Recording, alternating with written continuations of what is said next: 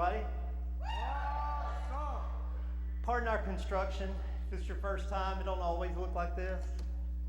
It looks like this more often than not, but it doesn't always look like this. We're taking some space we have that we don't use a lot, and we're going to use it for classrooms because, well, we need classrooms, and we need them pretty bad. So we've had all this wasted space for all these years, so we decided we're just going to do something with it, and we're going to use it. So, all right, I'm doing a series right now called Non-Religious Christianity. And what I wanted to talk about is what does real Christianity look like versus what kind of is painted as another one of the world religions, another one of the religions like Islam or Hinduism or anything else. And I really believe that over my lifetime, maybe longer than that, I don't know what happened before me, but in my lifetime, I've definitely seen that Christianity has become publicly displayed more and more and more as a religion. And I wanted to talk about that a little bit because I really think that we can only blame ourselves. I mean, nobody turned Christianity into a religion. We did. We did this. And to understand the difference, hopefully today that you will receive just revelation from God, that He's going to show you so much of what He showed me late last night. Or early this morning. I don't know which one it was, but it was somewhere in the middle there. I love getting revelation. I don't like it at 4 o'clock. That's not when I prefer it, but hey, I'll take what I can get, right? So hopefully today that you will discover, and I pray that I can put the words to make your eyes open to what God's shown me. I want to start out by talking about why or how religious I think our Christianity has become. I've talked about this a lot lately, and I'll talk about it for a while more because I think we need to really pound it in. We need to get some different ideas. We're so trained in religion, and the way it works and the way you may have grown up in it or the way I know I grew up in it, it looked kind of like this. There were people who preached the gospel, and it was for a purpose to go out and make converts. Okay, we've taken kind of the Great Commission of Jesus, which is go and teach the world all things, baptize them in the name of the Father, Son, Holy Spirit. I'll be with you to the end. This is kind of the Great Commission. And in the circles of religion I grew up in, it was like you need to go and witness, right? Like share your faith.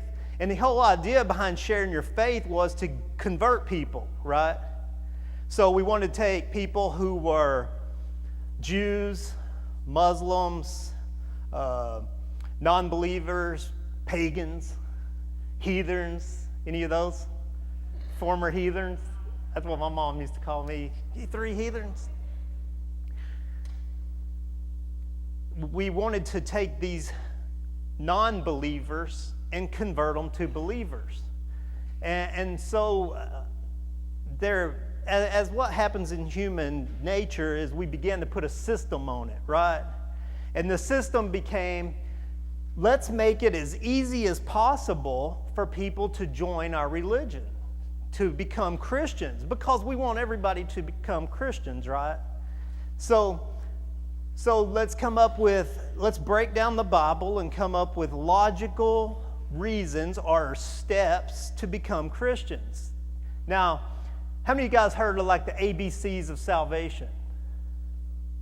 Right? I mean, or like the Romans road of salvation. Like it was this idea that these verses, if you follow these verses, then you can convert people to Christianity. Now, what we were talking about was getting people saved, right? Because we felt like everybody needed to be saved. And what are we saved from, though? Hell, right? I mean, okay, so our weapon for our sales pitch is simple. If you don't want to go to hell, then you need to be saved, right? Now, that's a good sales pitch, because then we paint hell like just unbelievable. But then, so everybody, like, that's a good deterrent, correct? Okay, so how do we get people saved from hell? Well, we go and we break it down and we say, okay, you need to realize that you're a sinner and that the penalty of sin is death, and so you're going to go to hell. Then, so once we get people where they believe that they need to be saved, then you need to admit you're a sinner. Then you need to believe in Jesus. This way it was always put, believe in Jesus. And then the C was confess, or ask Jesus into your heart, right? So it was simple. And the goal of evangelism was to get people to convert by leading them up to saying this prayer. It's called the what? The sinner's prayer. So we put all of our pennies in the bank in the sinner's prayer. Because if we can get you to admit you're a sinner, believe Jesus died for you, and say this prayer, then you can be saved, right? And then you are no longer Buddhist, Muslim, Jew. You are Christian. Does everybody follow me? Sounds great and sounds simple. So we go around the world and we start sending missionaries everywhere, and we're getting people to say the ABCs and say this prayer. But what's happening in the meantime is there's no real life change. There's conversion to a religion, but there's no real life change taking place in a lot of cases. Now, I'm not saying in all cases, because we'll get there in a second, but the realities are that everybody believes in Jesus. I mean, there's a couple of people out there that are just moronic about, I mean, I don't know how else to, like, well, there's no proof that he existed. Look, everybody believes Jesus existed. Not everybody believes he was Messiah, but everybody believes Jesus existed. So everybody pretty much notices that they're sinners, right? Like, anybody who says, I'm not a sinner, they're just like, in denial, just because everybody is. So that's the easy part. So basically what it breaks down to is I need to get you to say this prayer. If I can just get you to say this prayer, then you don't have to go to hell. Now, to say this prayer and not go to hell seems pretty easy, so who wouldn't do that? Right? So now we have all of these converts to Christianity. Well, as Christianity begins to move in this way, this system, everything then is logical, okay? Everything is logical. Everything is done with a system, and we think about, in our minds, then we're doing these things. We're saying, okay, heaven is better than hell. I want to go to heaven. To go to heaven, I do this. So we think it through, right? And that is the religious idea of Christianity. It's based on changing a thought pattern. Now, the idea is that if I think different, and to think different is called repentance, right? That if I think different, then I will act different. But what God found out in the Old Testament, under the Old Covenant, was that His laws given to the mind of people had no power. It had no power to give life. People could do His law, mostly, Nobody was perfect, but mostly we try to keep the law, and the things we do would protect us from ourselves, but there was no real life in it, right? There was no power in knowing God's will and trying to do it. Can anybody agree? Do you agree with that? So when we convert to Christianity, then we begin to learn all of the rules, right? Like, don't drink, don't cuss, don't run around with wild women, because they all are. We learned all the rules.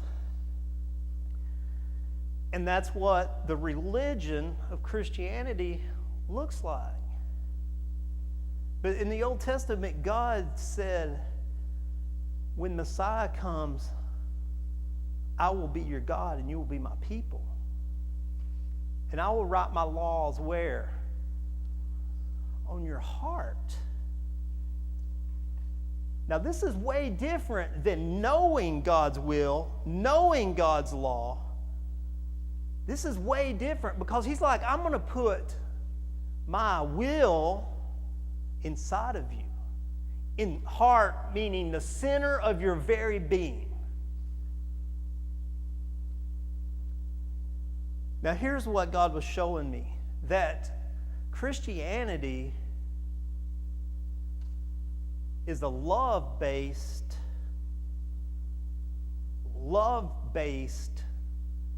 way of being. Okay, it's not a religion.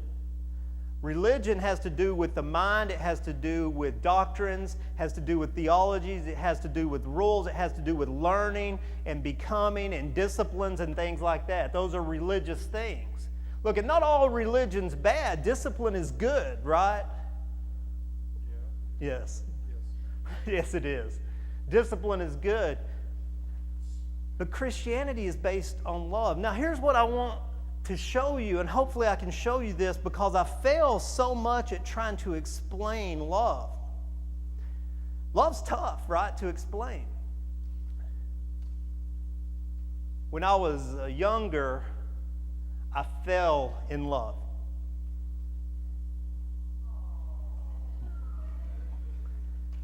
My mom always told me, be careful who you date. Anybody ever heard this?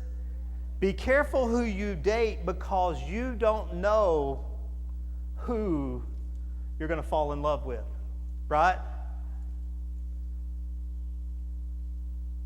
But somehow we think, not me. I'm going to go out with that Durgan girl anyway. Right? Not me. I would never fall in love. Love kind of happens to you, doesn't it? You can't really help it. How many of you chose who you fell in love with? Nobody in this room chose who you fell in love with? You chose. It generally isn't a choice. You can choose who you date and who you hang around, but when you fall, man, you fall, right?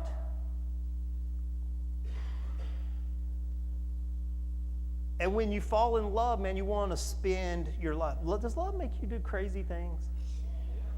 Love makes you stupid, right? Here's what happens. Love makes you so crazy, it bypasses logic and reason. Doesn't it? We do stupid things when we fall in love. We get married at 18. No. When we fall in love, though, let me tell you a story, and this is a bad story on me, okay? I fell in love with Celia before she fell in love with me. Isn't that sad? You would have assumed it would have been the other way around, right?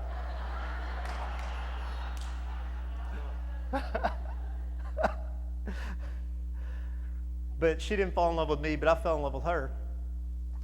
And we kind of dated, and then one night I went by her house, and a boy was at her house.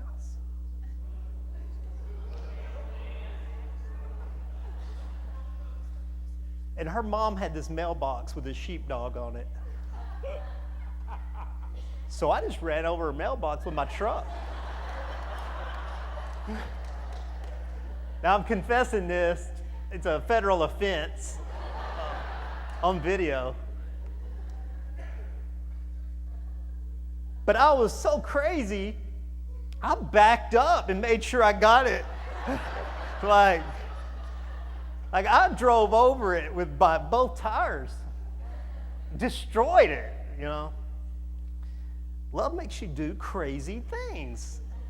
That's totally illogical, right? Love makes you lose your mind. And you all know it does. How many in here have done something stupid, crazy because you're in love? I know some of you chicks are like stalkers. No. And the crowd this size, there's some of you out there. Love happens to us. And it's like we have no choice but to respond to it. You know, I believe too, I do believe love lasts forever. Now, this is a gray area. It's only an opinion, okay? You don't have to listen if you don't want to on this part. But I was reading about Jesus teaching about divorce. And how, he said, the law permitted divorce. He said that Moses, by a written decree, right? So Moses allowed divorce.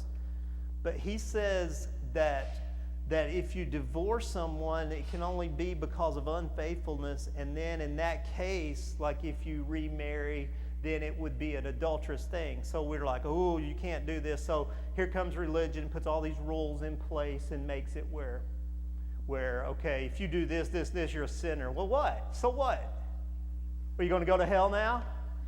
I mean, I don't know what all these rules, okay, that's not the point. We miss what Messiah's teaching here. Once you give your heart away, okay, let me start here. I had about 7,000 girls at my house last night. 16-year-old girls, okay? I don't know how many was there, but just everywhere. I don't know how many. They were all over. But they were watching. Now, how many of you guys seen Sweet Home Alabama, the movie? You guys are, that's a chick flick, right? I mean, that is a chick flick. If there's ever been one made. How many of you guys have seen it? That's right, you have. That's right. How many of you guys have seen The Notebook? Oh, man. Wow. Love makes you stupid. You'll do anything. Okay, Sweet Home Alabama. And they were upstairs. My house has like a loft, and it's where they were all at, and they were watching it. And I was listening, and there's a part of the movie at the end. And if you don't know the movie, this girl was getting married, but she had been married, and it was a deal with her ex-husband, and she was really still married to him. Anyway, they're calling off the wedding. And the guy, and she says, "You don't want to marry me because I gave my heart away a long time ago." She didn't choose who she fell in love with, but she fell in love. And I think there's a lot of truth to that. When you fall in love, even though you don't want to, I think you can't get over it. I don't think you can get over love. Now, I'm married, so I know what it's like to not like the person you love. Do you understand? I know what it's like to not like the person you love. But at the same time, to not like them, to move on, to be separated and even divorced, but I'm not sure you can recover. There's some things that bring up anger and hatred and bitterness and rage because you can't end it. That's why we have to be careful who we date. okay? Because once you've loved, now you can love again, okay? It's not a one thing, but I'm not sure that you can leave and just say, I don't love them anymore. I mean, you can want to. I know you want to not love your ex or whatever, but I'm not sure you can not do it, because I think love is permanent.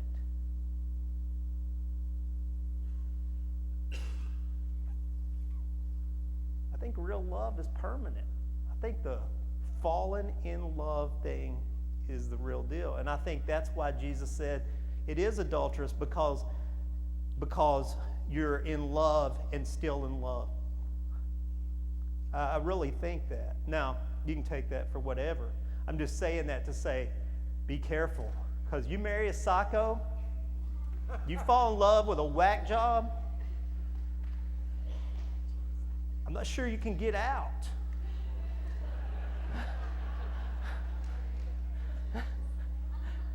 I mean, I know you can divorce, and I know you can be done with them, and you can cut them off from your life, but I'm not sure there's not a piece of you.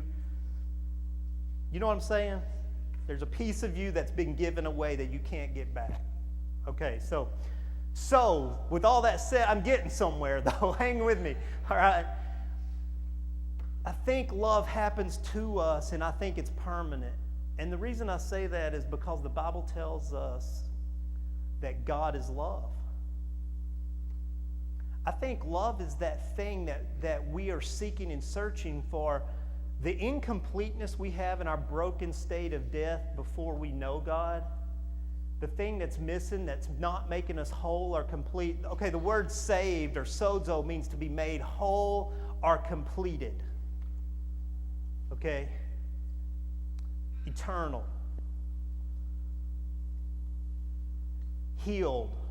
Delivered, set free. It's those kind of ideas. That's what the word saved actually means that's used in the Bible, sozo. Okay? I think that thing that makes us broken and incomplete and bound up and hurt and seeking and searching in every way and everything in the world, looking for it, I think it's love. I think we're really looking for love.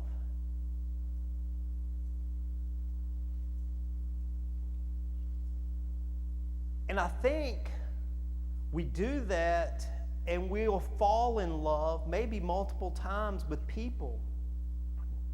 But we realize that love between flawed people doesn't complete me. Because you're flawed and I'm flawed. And I find that thing I'm looking for by falling in love, but then it doesn't do what I needed it to do, right? So because I do that, then I might move on to love something else, or maybe into an addiction, or maybe into other things, because I'm still looking for that completeness. But God is love. He is eternal, okay? And to give myself and to fall in love with Him, with what's eternal, makes me whole and complete, satisfying my emptiness and brokenness. But it has nothing to do with thinking. It has nothing to do with knowing the will of God. I was pursued by God. Jesus said it like this: because He loved me first. He loved me first. He pursued me. And really the only option I have at that point is not to say a prayer, but to embrace and give myself to Him, to let go and love Him.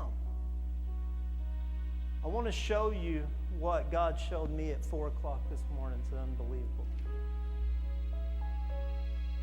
1 Corinthians 13. How many of you guys are married? How many of you guys had 1 Corinthians 13 read at your wedding? That's kind of standard. That's the only verses we know about love.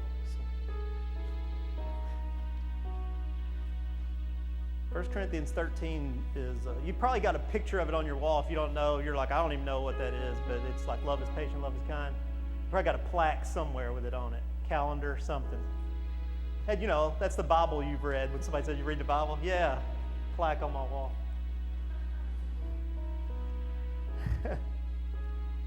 God woke me up and showed me this, man, and I don't know. I may be the only idiot in here that didn't know this. This is totally possible. I've always read, if you don't know, 1 Corinthians 12, this guy named Paul, he's going through all the spiritual gifts. And you heard of the spiritual gifts, prophecy and speaking in tongues and healing and whatever, the spiritual gifts. And I always thought, that's cool, but if you have spiritual gifts, you have to do something like, you have to give those away. And so we know we serve each other with spiritual gifts. So I was reading 1 Corinthians 13. You read 1 Corinthians 13, and it's talking about love. And I've always thought it was a mandate that to be a follower of Jesus, I have to love. You know what I'm saying? Like, love your neighbor. Like, I've got to love you. If I'm not loving you, then I'm not following Jesus right. So I got to love God and love you. And so as I go through these gifts, I'm thinking all the time, I'm a bad Christian. Because, I don't love everybody. I'd like to. I just haven't fell in love with everybody yet. No, how many of you feel that way? You think loving people is hard. People are irritating. It's very hard to love people, isn't it? But then you read the Bible and it's like, he starts out like this. If I speak in tongues of men and angels, and have not love, I'm a noisy gong, a clanging cymbal. If I have prophetic powers and understand all mysteries and all knowledge, and if I have faith so as to move mountains, but have not love, I'm nothing. Kind of the way he starts. And I'm like, this is a heavy load. So I don't have faith to move a mountain. I don't have faith to move a toothpick. You know what I mean? And last night, God was just showing me this. And what he's talking about, if I speak in tongues of men and angels, because in 12 he's just talking about speaking in tongues. If I can speak in tongues and display all of the gifts of the Spirit, but I haven't received love, it's worthless.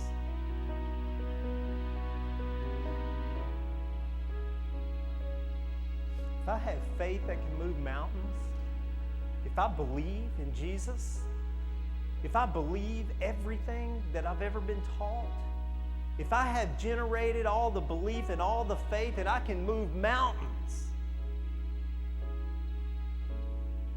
but I haven't received love, then really I have nothing. If I give away all I have, and if I deliver my body up to be burned and have not love, and I don't know why I've always read it, have not loved. I've always read it that way, right? Am I the only one? If I do all of this and I haven't loved, then it's nothing. No, it's not what it says. If I do all of this, but have not, don't possess love, I've gained nothing. Love is what makes us patient and kind. Love is what makes us not envious or boastful or arrogant or rude. Love is what makes us where we don't insist on our own way. Love is what makes us not irritable and not resentful. It goes on, and in verse 8 he says, love never ends.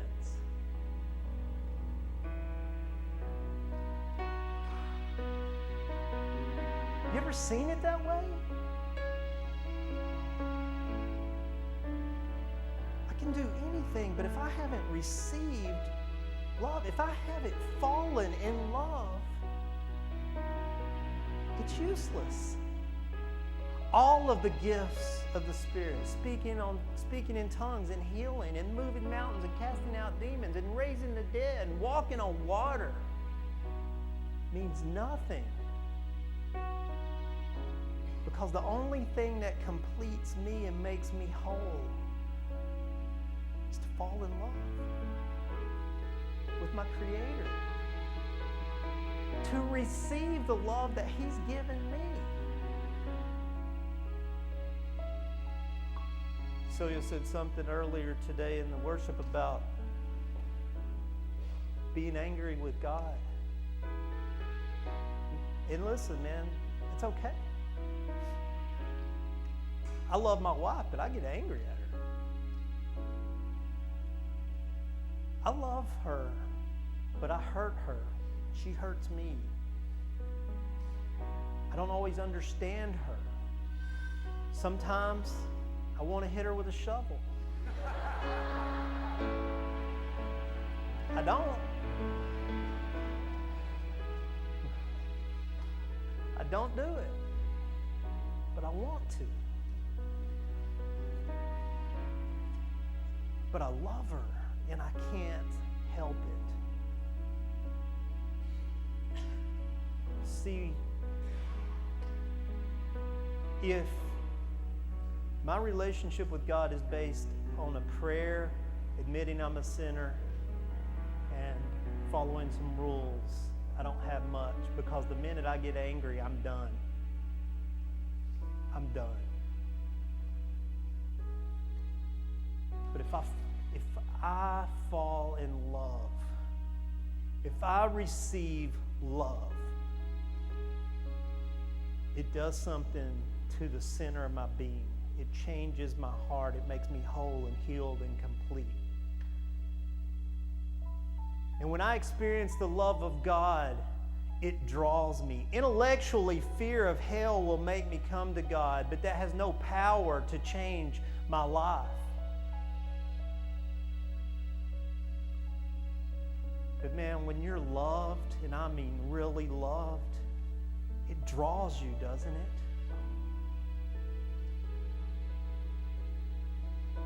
Don't you just want more? That's the only reason I got married, man. I loved her so much, I wanted more. I chose to enter a deeper relationship with her because I loved her so much. She loved me. And being in love and a loving relationship like that makes everything good. And that's what God wants. He wants a loving relationship. How many times through the Old Testament did He talk about His bride, Israel, His people, His children? Did He talk about them as having adulterous affairs with other gods? He was jealous for them.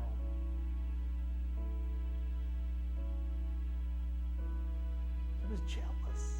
He's jealous for you. You get that? That crazy run over a mailbox jealous. That I love you so much, I lose all logic and reason jealous. Don't you want to be loved like that? See, religion doesn't have that. Non-religious Christianity is love-based. Religious Christianity is about saying a prayer and doing some rules and getting to a destination or whatever. But non-religious Christianity is about falling in love. It's about giving yourself away, about becoming vulnerable because I trust the one who loves me back. Maybe today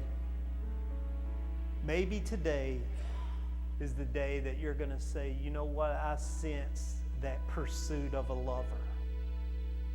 And I've been avoiding it because I thought it was about rules and being converted and having to change or having to look a certain way or talk a certain way or quit doing certain things.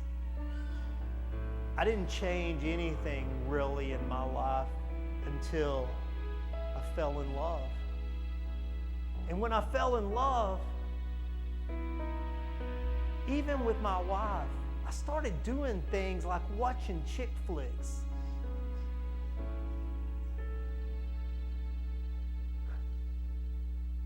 Yeah, I watched The Notebook. I was in love. See, the thing is, repentance or changing the way you think that changes the way we live, we don't really have the discipline to do that 24/7. But when we fall in love and we check out of our minds and we're driven and our lives are dictated by this loving relationship, you just want more. You want to please each other. You want to do things for each other. It makes you into a different person. You're driven by love, not by rules. You want to, it's not because you have to. I didn't have to watch The Notebook. I wanted to. And if that makes me less of a man, so be it. I wanted to because I love my wife. See, life change is a response to an unbelievable love. That's what non-religious Christianity looks like. And today, man, it's your chance to respond. I want to just take a few minutes here. I normally don't do this, but I just want to take a few minutes here.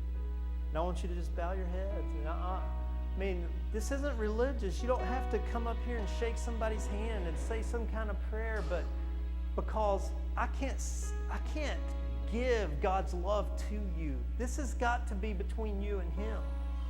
But today might be the day that you can leave here in love with your Creator. Don't worry about what's going to happen to you, what you're going to have to do. When God wants you to do something, you're going to want to do it. You're not going to have to do it. You got to respond with your heart. Let me pray for you.